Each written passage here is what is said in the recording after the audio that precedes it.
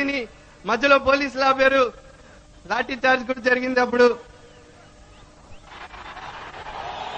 మా అమ్మతో పాటి మా అమ్మ చేయబట్టుకుని నన్ను తీసుకెళ్ళింది. స్టేజ్ దగ్గరికి వచ్చాం, ఎలాగో కష్టపడి వచ్చాం. కానీ నాకు అంటే తెర మీద చూడటమే కానీ ఇంకా చేయి పట్టుకునే అదృష్టం దొరకకపోవచ్చేమో అనుకున్న పరిస్థితి కూడా ఏర్పడింది. అప్పుడు నాకు బాగా గుర్తు, అల్లు అరవింద్ గారు ఇప్పుడు కూడా ఇక్కడ ఉన్నారు.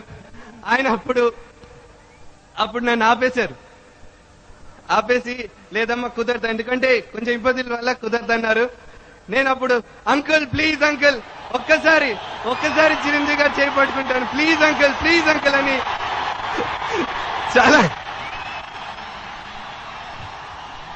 చాలా రిక్వెస్ట్ చేశాను. ఆయన ఏ నిమిషం నన్ను వదిలేరు కానీ పరిగెట్టుకుంటూ స్టేజ్ మీదకి వెళ్ళాను.